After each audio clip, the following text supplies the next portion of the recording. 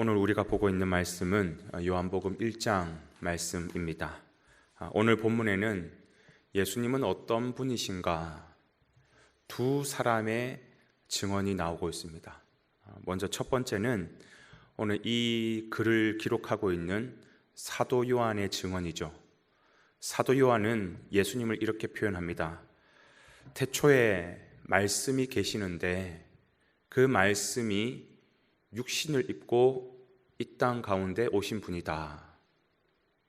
한마디로 예수님은 어느 순간 똥 하고 우리에게 나타나신 분이 아니라 태초부터 누구와 함께 계셨냐면 하나님과 함께 계셨다라는 겁니다. 그리고 사실 그분이 곧 하나님이시다, 그렇게 증언을 합니다.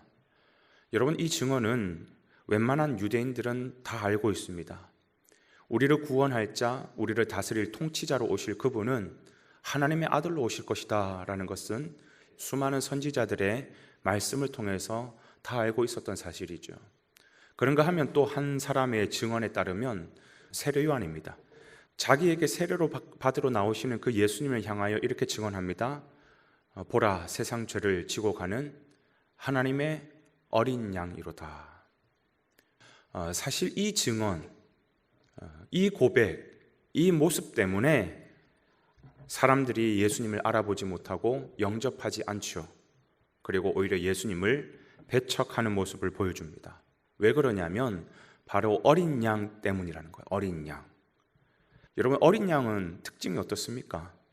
동물 중에서도 가장 약한 동물이고 보잘것없고 앞을 잘 못 보고 우둔하고 겁 많고, 아니 우리를 다스릴 통치자, 우리를 구원할 구원자로 오실 그분이, 메시아 그분이 어떻게 어린 양으로 오냐. 사람들이 믿지를 않죠. 받아들이지 않습니다.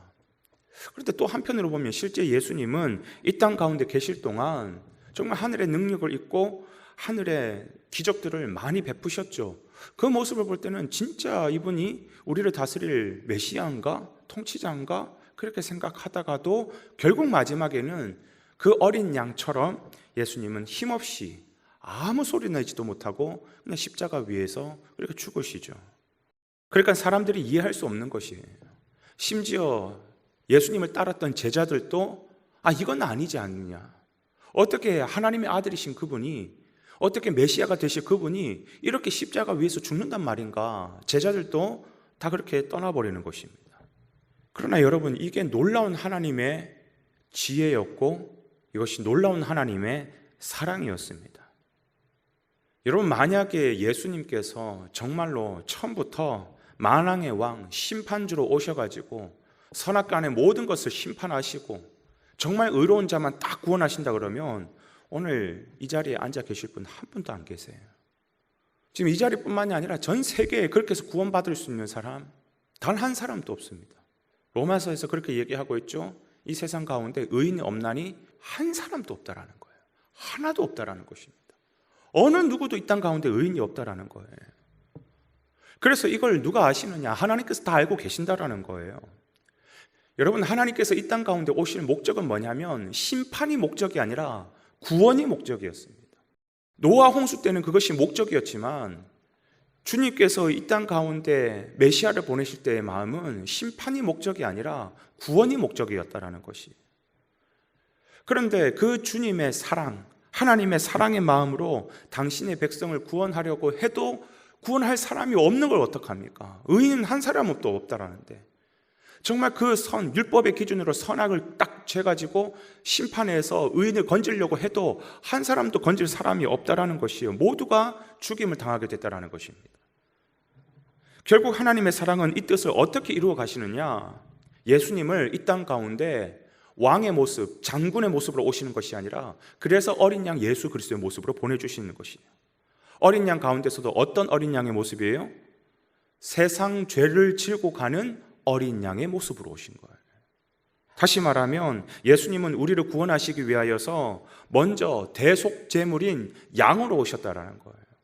우리의 죄로 우리가 죽을 수밖에 없지만 우리의 죄를 대신 짊어지셔서 대속하시는 그 제물, 그래서 어린 양 예수 그리스도로 이 땅 가운데 오신 것이죠. 그래서 예수님은 털 깎는 자 앞에서도 잠잠한 양과 같이 우리의 죄를 짊어지시고 아무 소리 없이, 아무 반항 한 번 없이 그렇게 죽임을 맞이하신 것이죠. 그렇기 때문에 오늘 세례 요한은 예수님을 처음 뵐 때 그를 향하여 뭐라고 고백하냐면 보라, 세상 죄를 지고 가는 하나님의 어린 양이로다 라고 고백하고 있는 것입니다. 이제 우리 하나님은 그 본연의 목적, 인간을 구원하시겠다고 하는 그 본연의 목적을 위하여서 다시 예수 그리스도를 이 땅 가운데 보내시겠다고 약속하고 있지요. 그렇기 때문에 오늘 이 시대를 살아가고 있는 저와 여러분들은 어떤 예수님을 기대해야 될까요? 우리의 신앙의 모든 시선은 이제 어떤 예수님을 향하고 바라보며 달려가야 되겠습니까? 다시 오실 예수님은 힘없는 대속 제물로 오시는 것이 아니라 이 땅을 다스리실 통치자로 오시는 거예요. 연약한 구원자로 오시는 것이 아니라 세상을 심판하실 심판주로 오시는 거예요. 어린 양 예수 그리스도가 아닌 유다의 사자, 아주 늠름하고 아주 강인하고 아주 용맹스러운 그 사자의 모습으로 오신다라는 거예요. 여러분, 그 사자가 한번 포효를 하면요, 으르렁거리는 그 소리 앞에 모든 동물들이 숨죽여 그냥 도망가 버립니다. 마찬가지예요. 예수님께서 한번 소리를 외치시면, 선포하시면 이 땅에 있는 모든 사단마귀는 숨죽여 그냥 도망가 버리는 것이에요. 그런 예수님, 그런 재림하실 예수 그리스도로 이 땅 가운데 오신다면 우리는 바로 그 예수님, 유다의 사자로 오실 예수님을 기다려야 되는 것이지요. 물론 우리는 아직 그 위험찬 예수님의 모습을 보지는 않았습니다. 왜? 우리는 지금 예수님을 기다리고 있기 때문에. 그러나 이미 유다의 사자가 되신 예수님을 우리는 이미 경험했어요. 언제요? 언제 경험했습니까? 생명의 부활로 죽음의 모든 권세를 깨트리실 때, 무덤의 모든 권세를 깨트리실 때, 생명으로 무덤의 권세를 딱 깨트리고 일어나실 때 사단마귀는 두려워 떨며 모든 권세가 다 무너졌어요. 무덤의 권세가 무너졌어요. 죽음의 권세가 다 무너졌어요. 뭐 한마디 앞에요? 예수님의 부활하심 앞에. 그렇습니다. 오늘 우리는 어린 양 예수 그리스도를 경험했고 그 예수 그리스도를 붙잡고 그 예수를 의지하고 따라가다 보니까 세상 사람들이 우리를 어린 양을 따르는 아주 보잘것없는 사람처럼 여겨요.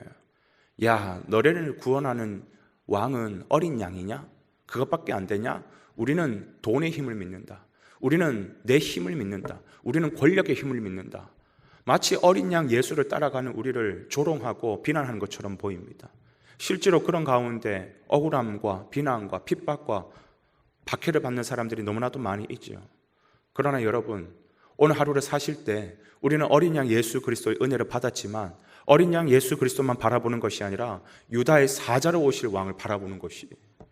그때는 유다의 사자가 우리를 딱 붙잡으실 때는, 그때는 사단마귀가 우리를 향해서 조롱했던 그 모든 소리도 끝이 나겠죠. 두려워 떨겠죠. 도망가겠죠. 모든 것이 다 깨어지겠죠.